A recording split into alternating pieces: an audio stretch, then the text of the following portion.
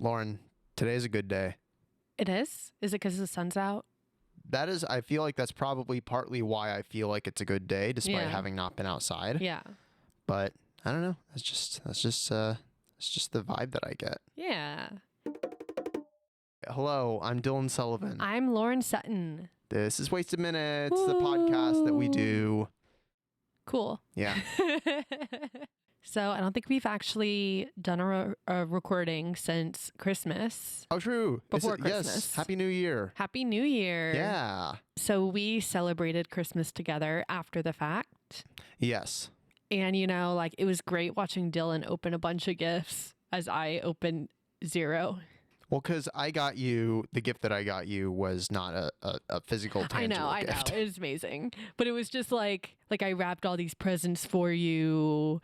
And then you're like, I forgot them all in Indiana. My family was so sweet. They got you a bunch of stuff. That's so sweet of them. And I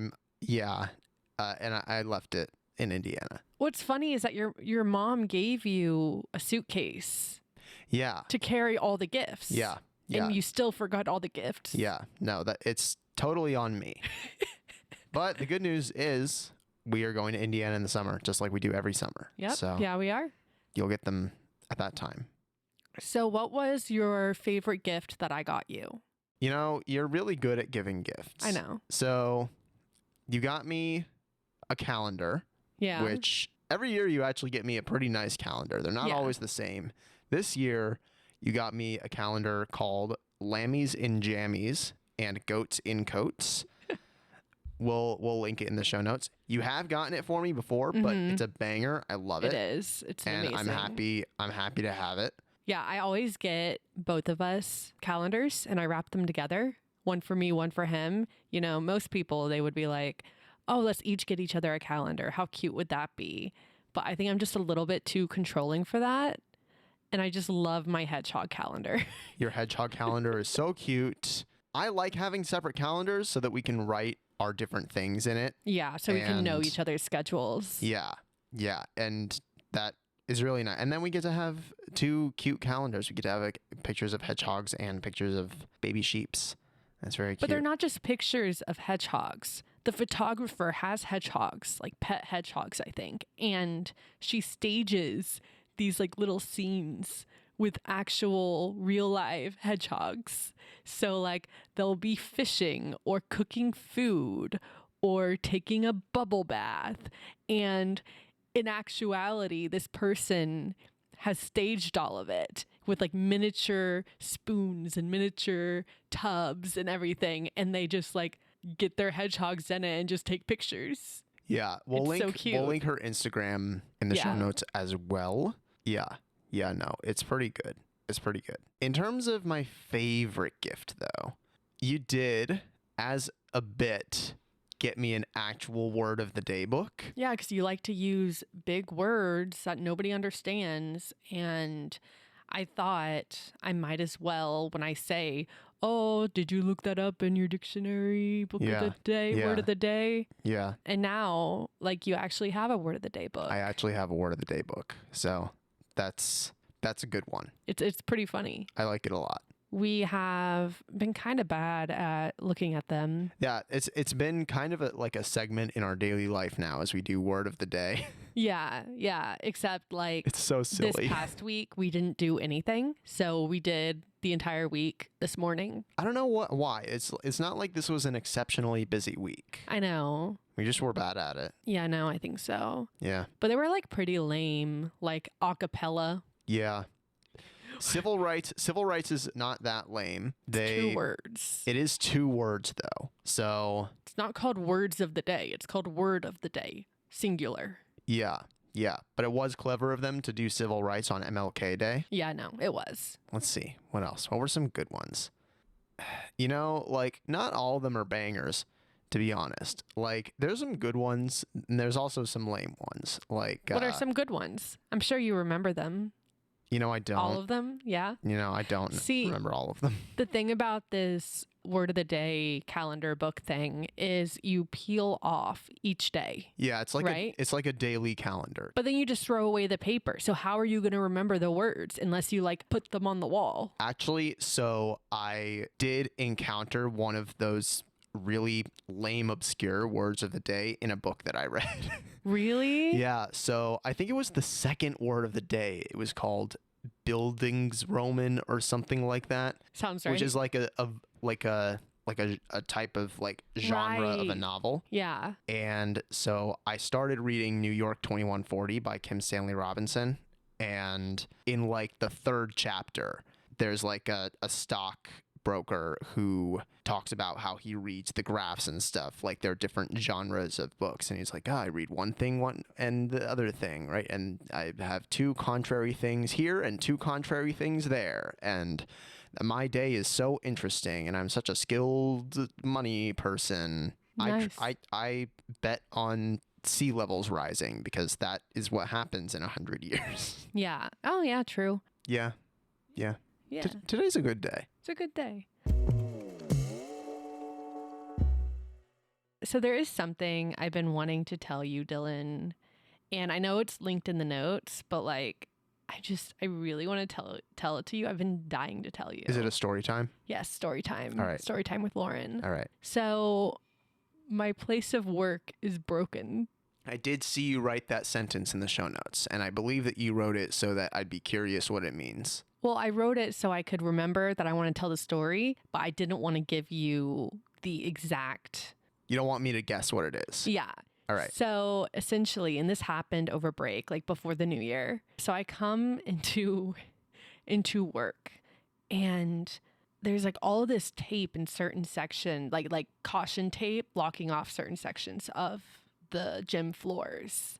Caution tape. Okay. Yeah. So you don't go where you're not supposed to. Yeah. Okay. And essentially what happened, which I found out after the fact, just like I never got to see it personally because now they have built giant walls around it. All right. Because of the severity. So essentially they were doing a walkthrough of the gym, you know, just like making sure everything's up to code. And my assistant general manager was apparently just jumping, just hopping around. He's like, wow, the floor's so bouncy here. And they're like, let's just check under the mat. And they checked under the mat and there was like a hole.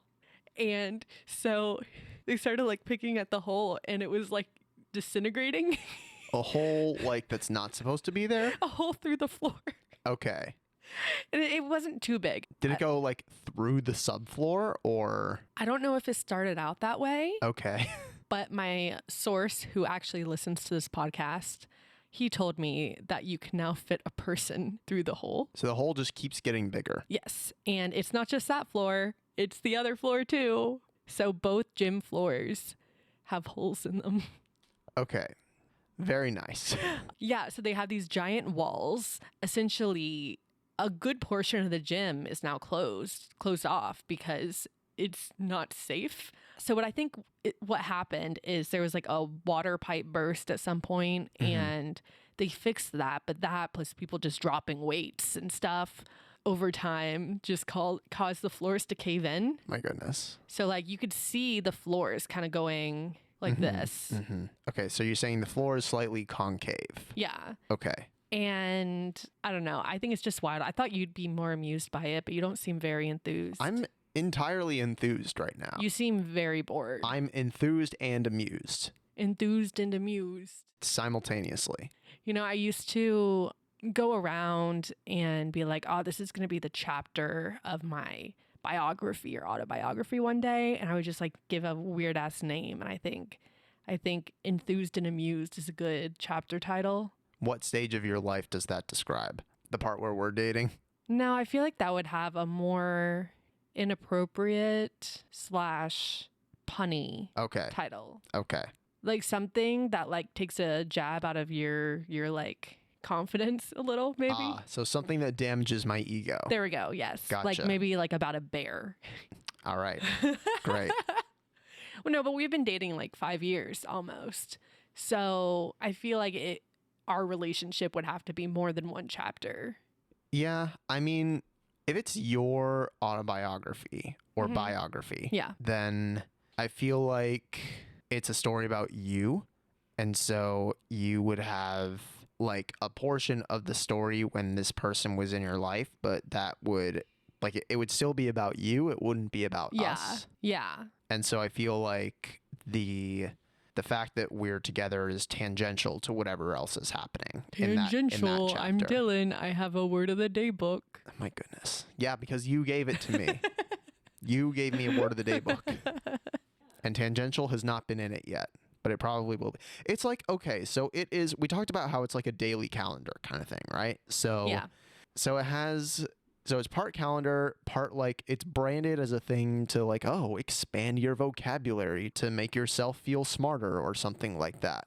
So some of the words are like SAT words that you would learn in high school. And I think those are just the ones that I remember. I don't think I ever studied for the SAT. My high school English teacher in 11th and 12th grade made a point of giving us vocabulary tests so that we would know words on the SAT. Yeah, no, I think I bought books to study and I just never did it.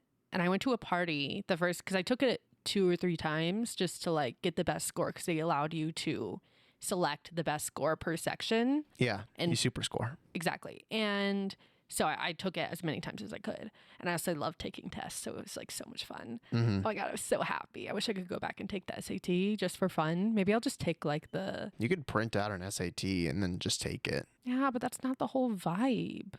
I don't like that vibe. You should take the Foreign Service Officer test that you take to if you want to be a person who works in the State Department, because that test is free. Yeah, but don't you have to like... If you pass that test, you have to do like an interview. You don't have to. If you don't want to work for the State Department, if all you want to do is take a test, you can take a test. It's also a really hard test. I love a challenge. Maybe I will. I am on a Facebook group for that test. Oh, are you? Yeah, because you're like, I'm going to take it and I'm not going to study. And I'm like, that's stupid. I'm going to research about it and study if I decide to do it. And then I found out there was an interview portion. I'm like, I hate talking to people in interviews. I did study a little bit. And I know. You ended up deciding to study for it. But originally you were like, I'm just going to take it and see how I do. I did okay, I think. Gotcha. For the level of preparation that I had, I will prepare more next time I take it. Yeah. I mean, the first time you did take it, like originally you were saying you weren't going to study, but you changed your mind on that and you started studying a little bit before the first time you took it. Yeah, no, I studied a fair amount. Like Yeah. I had times when I would go to the library after work and I'd spend an hour to an hour and a half just straight up studying for this thing. Because I've done that for other tests that I've taken as well. What's the name of that test to get into like medical school? I think that's the MCAT. Oh yeah, I used to take at work. I used to do practice questions for the MCAT. It was so much fun. I'm interested in taking the LSAT. Also, that one I also looked at. I don't want to go to law school though. Every now and then I think that I want to go to law school, and then after I think about it for less than 5 minutes, I remind myself that I don't want to because I don't think I would be good at it or enjoy it. Yeah, it's very stressful. There's like zero work-life balance for that and for like, working in medicine hospitals. And stuff. So yeah. So we used to live in Washington, D.C. Yep. Right? And we lived there for a while. We went to college there.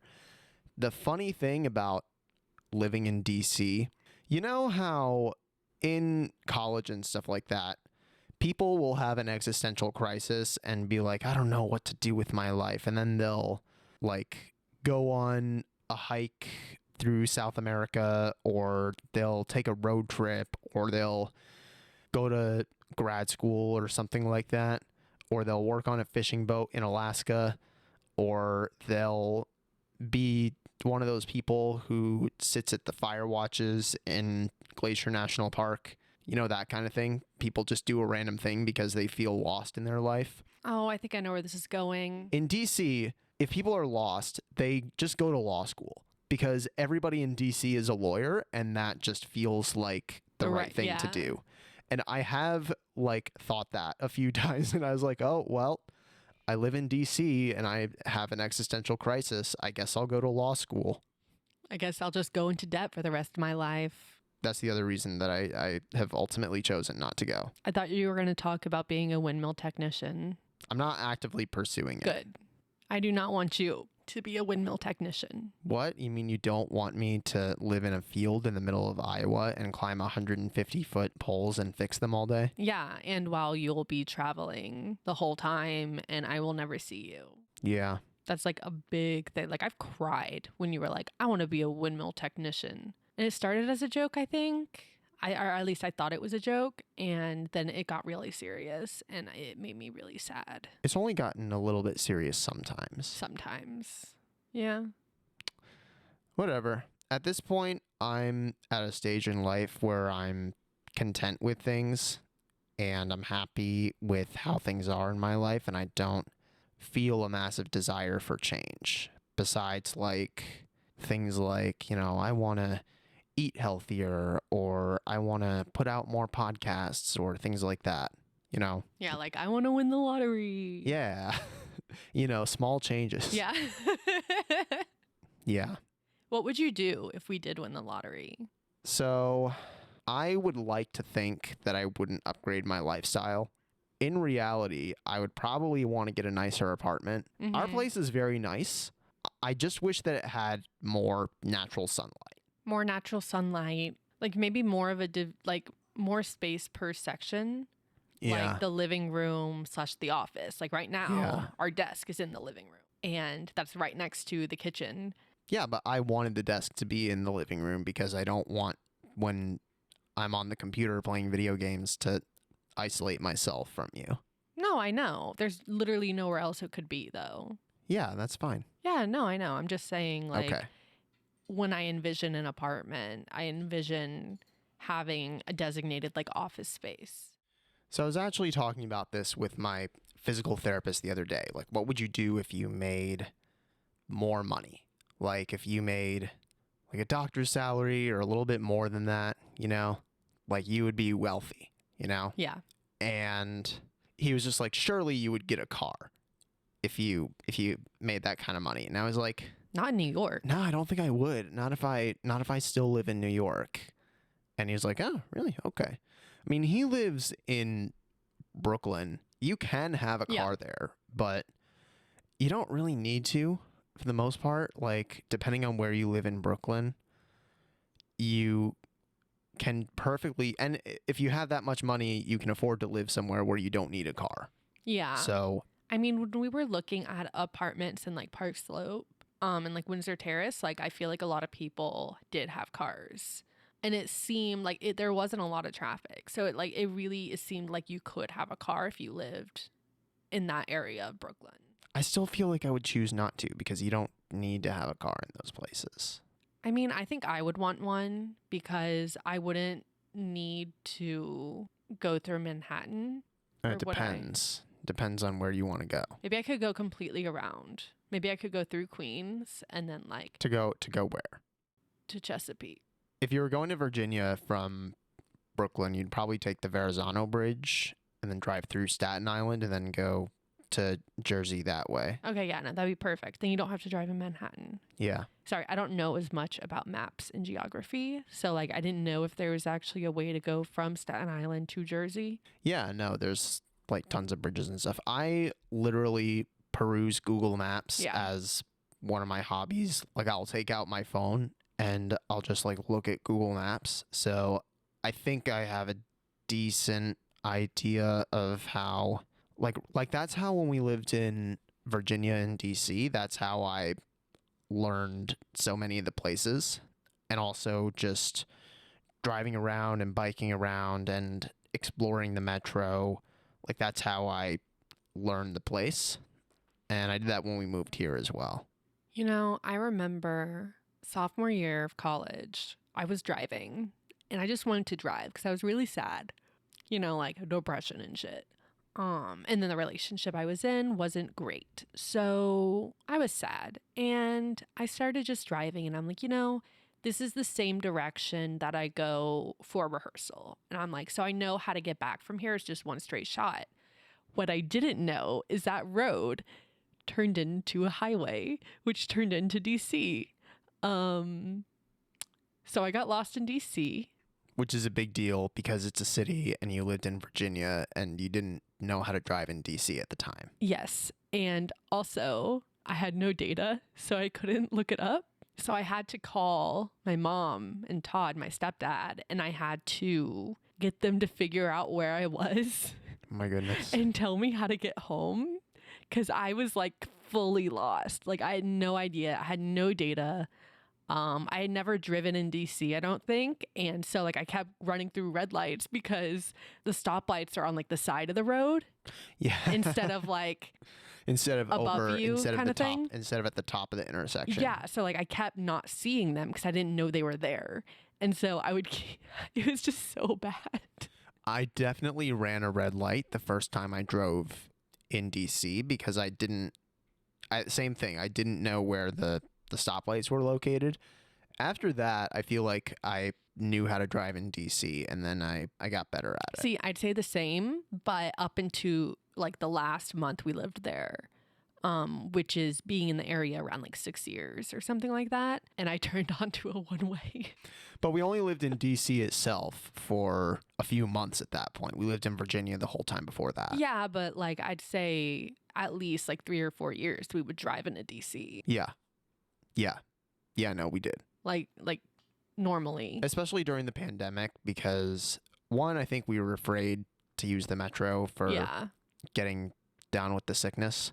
And also like the traffic was just not that bad in DC. And so it wasn't that bad to drive there. And we lived in Alexandria, so it was like really, really close. Yeah. And I knew where there were a lot of free parking spaces. So like I knew a lot of the tricks for parking there. Yeah. You know, living in Alexandria was kind of great. I mean, at least I liked being as close to Old Town and as close to DC as we were. Yeah, I think I would live there again. Yeah, I mean, I'd like to live in Old Town, but like I know that's more expensive. It's not more expensive than DC. Well, I'll say that it is more expensive than some parts of DC. Yeah. Like I think the neighborhood that we lived in DC was, I was going to say it's affordable, but it was still kind of expensive. It was still expensive, but it was affordable in comparison. It was, I still think it would be cheaper than living in Old Town Alexandria. Yeah. And then you live in DC and you're just closer to more stuff, which I like better. Yeah. But I remember like, cause the road, hold on, I think I'm mixing them up. Cause I'm thinking of that road that goes straight to the casino. The Wilson Bridge. Yeah. And so it was just like a straight shot. And they're like all these like really crappy hotels and on our side of the river. On our side of the river. And if you go over this bridge, you're in Maryland. Yeah, you're in Maryland. And whenever we wanted Wendy's, we would like look at the maps and be like, you know, it's closer to just go to Maryland. Yeah, no, our closest Wendy's was in Maryland for sure. It's very, very funny. Yeah. Yeah, I mean, that was true in DC as well. Like, yeah, it was a different Wendy's, but when we wanted Wendy's, we would drive to Maryland for it. Yeah. I mean, also, that's the bridge where you go through Virginia, Maryland, and DC. Yep. It is the only bridge in the United States that passes through 3 jurisdictions. Yeah, I love that. Imagine, because you remember when we were driving and there was that like giant box on the side of, and like in the middle of the road. Oh my goodness. Yeah, that was a different bridge. It was a different bridge, but like you didn't know who to call because I'll tell the story. So this is when you go into, so Virginia is stupid. So they divide cities and counties separately. So the city of Alexandria was a separate jurisdiction from the part of Alexandria that was in Fairfax County. So we lived in the county and we were driving and we ended up going into the city of Alexandria. And there was this giant like pallet of like this giant box on it was basically like a highway bridge that goes over this creek that separates the city from the county. And we like had to swerve around it and it was like super dangerous. And we also didn't know if there was anything in it.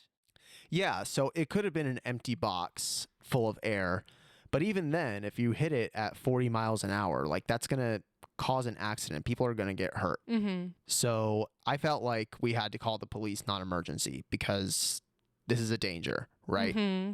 And so I think I called Fairfax County because I didn't have Alexandria in my phone book. And yes, I'm weird. I had the Fairfax County Police in my phone book. Well, to be fair, in college, they like very much pushed having those contact infos.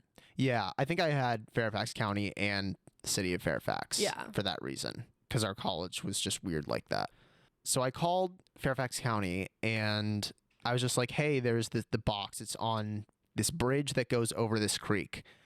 And the person on the phone was just like, okay, do you know what side of the bridge it was on? And I was just like, I know that you're trying to figure out if this box is in the city or the county. I don't know, okay? But somebody has to get rid of this box because it's going to cause an accident and people are going to get hurt. So they did the report for me and then, we got off the phone. I don't know what happened after that. But I thought you had to call 2 places. I think I only talked to Fairfax County. Okay. My memory's wrong. But imagine doing that, but on the Wilson Bridge. And there's 3 different jurisdictions, 3 different states, districts, whatever. So that's the other thing as well, is that like this bridge technically passes through DC, but like it's just, so DC is shaped like kind of like a diamond. And so the bottom sliver of the diamond shape of DC is on this bridge. So like the whole rest of DC is totally separated from it. It's like there's this island in the middle of the river that is technically part of the district.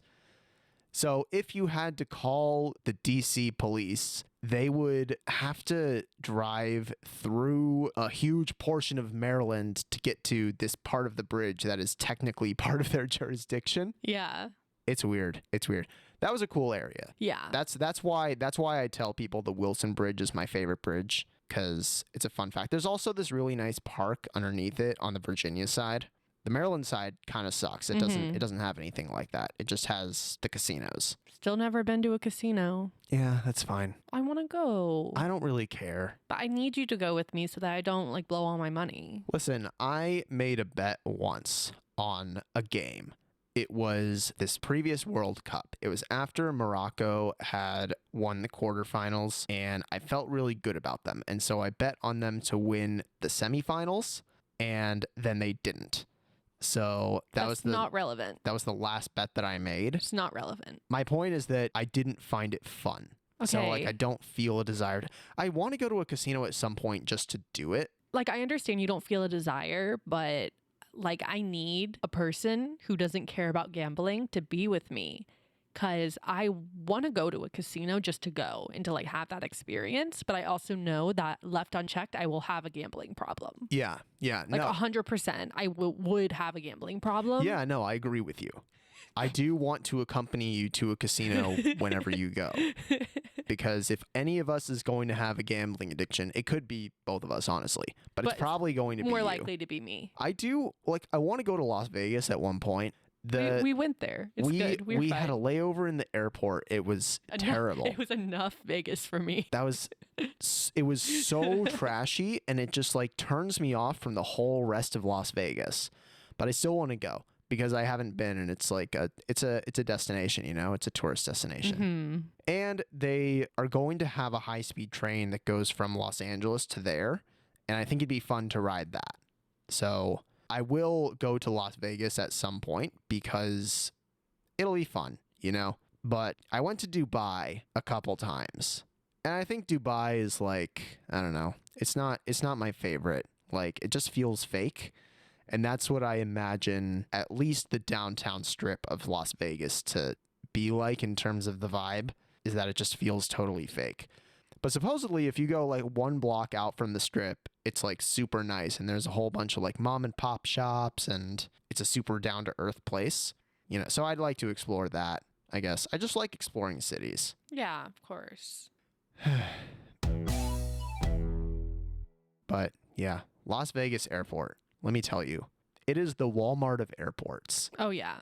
Gosh, I just remember it was like And to make it worse, we were like on Frontier or Spirit or something. We were on Frontier, which is the Walmart of airlines. It was so bad.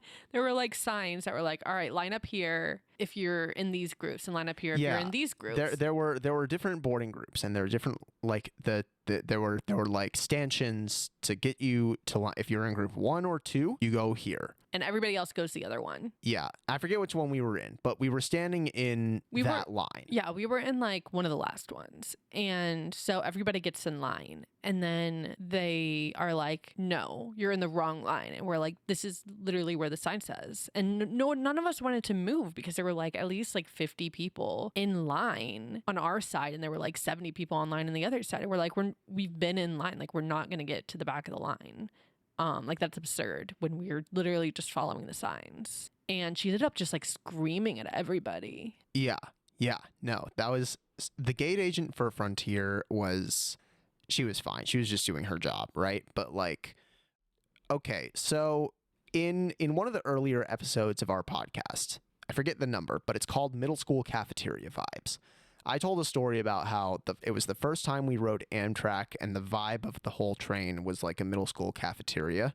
I don't know if I still remember it that way, but that's what I said. This plane on Frontier was actually right before we got on that train. And if the Amtrak was a middle school cafeteria, this was an elementary school cafeteria.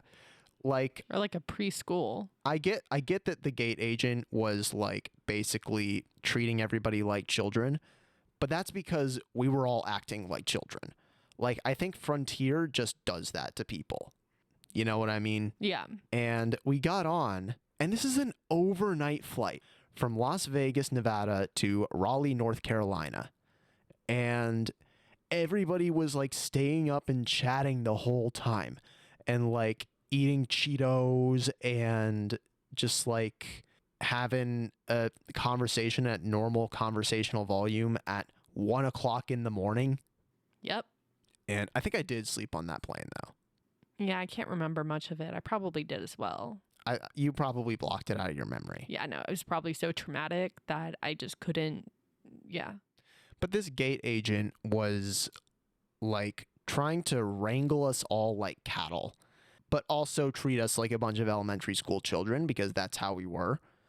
And I say we as like a collective group of passengers. I don't think we were acting like that. No, you and I weren't. No, I mean we as a collective group of passengers. I think that we all thought we were being very reasonable because we were doing what the sign said before the gate agent told us to do anything. And the gate agent was just trying to get everybody in a single file line. She was just like totally ignoring the boarding groups, it felt like. Yeah. She was just like, everybody get on the plane. Well, the thing is, like, we were waiting before she called our group. Like, she could see we were in that line by the sign that said we were supposed to be in that line. Yeah. And then there was a guy in the crowd who, when she said, everybody get in one line, this guy was just like, but the sign says this, we're following the sign. And then she was just through the microphone, through the whole speakers, after this guy was just like, I think he had the loudest voice in the group. Probably. He was like that guy in the movie. And so then the gate agent says through the microphone, I don't care what the sign says. Get in one line. I am not getting anybody on this plane until you guys follow my instructions. So then we all listened to her because, like, what are we going to do? And then we didn't get out of line. We pushed into the second line. Everybody pushed into the line because it was. But she could have just like taken the sign away or something like that. Like when she sees two lines forming, she should have fixed it before it got to the level that it was. Yeah. I mean, listen, to be fair to this gate agent, I imagine working for Frontier Airlines. It was her choice. Dealing with Frontier passengers and working in the Las Vegas airport, the Walmart of airports, that cannot be a pleasant experience. No. She probably does not feel like her job is totally fun. And she probably doesn't enjoy her job, if I had to guess, if I had to assume, which I am. So, like, I don't totally blame her for appearing to be angry at everybody. Because also everybody was angry at her as well. Yeah. I don't know. That's our review of Frontier Airlines. Yeah, it's tough because, like, I don't want to spend a lot of money on plane tickets, and those are the cheapest, but they're also awful. I mean, like, look what happened with your brother. Like, Yeah, my brother flew on Spirit, and Jason, I hope you're okay with me telling this story. He flew on Spirit, and he said he got a text that their plane was delayed by 12 hours. yeah. So then he was just like, okay, so we're just going to go to the airport later than we intended to. Instead of going in the morning, we're going to go in the afternoon. Did he check in on his phone? I don't think he could. I think he Okay. had to check in at the desk at the airport. Okay. So he did that like 3 hours before his new scheduled departure time. Mm-hmm. And then the airline was just like, basically said they couldn't do something, like they couldn't book their seat or something like that because they had to check in 2 hours before their original scheduled departure time. So they expected him to go to the airport 14 hours before his flight in order to get his seat. Because also apparently on Spirit, you don't actually get a seat assignment until you check in. Yeah. So that's how my brother described it to me, which was that getting a ticket for Spirit Airline does not get you a seat on the plane. It gets you the opportunity to obtain a seat on the plane.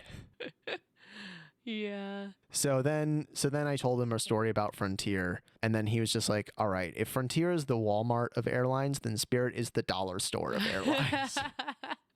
Yeah. And he has made me never want to fly. He actually told me directly, do not ever fly Spirit Airlines. But it's so cheap. We've never done it though. No. It's not actually cheaper though, because by the time you are like, oh, I want to take a bag with me. Well, if you only take a personal item. I've only traveled with just a backpack once, and it was that weekend that I got stuck in Boston overnight and got kicked out of the airport because, and then, you know, escorted by the police out, basically. Fun times. Yeah, which I also told on the podcast earlier. You can go listen to our earlier episodes. So, yeah, fun times.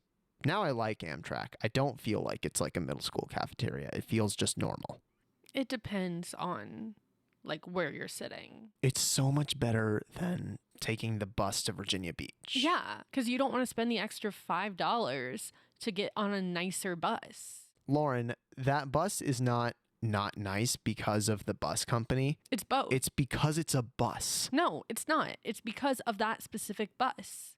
I don't think that It is. the other bus, first of all, the other bus is not $5. It's $15 more expensive. And I don't think it would be $15 nicer. I think it is. I've been on it. Does it have big, cushy, reclining seats? I don't remember, probably. Because that's what a $55 bus ticket is worth to me. Really, it's not worth not getting hit by children and having them kick your seat in the window and pull your hair. That only happened once. Oh my God. My family literally thinks you're crazy for not spending the extra $15 for a better experience. They think you're literally insane. They're allowed to think that.